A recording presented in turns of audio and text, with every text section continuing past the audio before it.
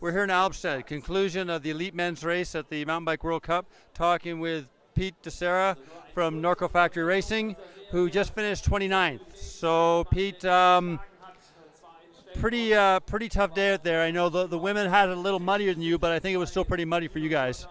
Yeah, it was pretty wild. I was stoked when Haley came back, and she just said there's just a bunch of ruts, but for the most part the traction's good, because here in the past has scared me historically, even though it's one of the softer World Cups when it comes to features and whatnot. But just the steepness and just the continual elevation loss, if there's limited traction, it becomes quite tricky, and just fear takes over rather than skill. But no, I definitely packed that fear down nice and tight today, because the traction was reasonable. If you aimed for the mud patches, it was stickier than the rocks, but I rode well. I had a subtle encounter with a tree, but that was okay. The unfortunate part with that was I lost like 6 spots after just making those up. But no, it was good. I could just continually fought and sort of moved through groups.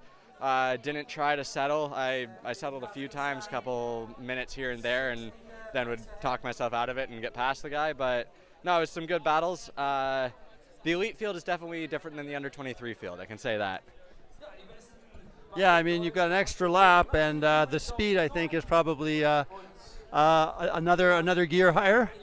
It's weird. It's under 23s they just go like bananas for the first 30 minutes, but the elites I feel are a little bit more reserved for that first 20 minutes. Like, well, you look at it statistically, like the juniors are the fastest starters within the first kilometer, but it's interesting. And then I definitely have difficulties with the elites, or with adapting to elite field now, because that last lap everybody just turns the screw, and I'm like already on my limit. So I was lucky this time. I was able to get away from, I think it was a group of 5 riders, Florian Vogel's group, on the second last lap, and then the last lap I was chasing.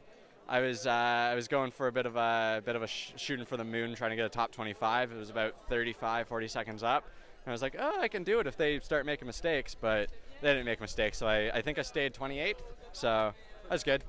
29th, okay, yeah, that was good.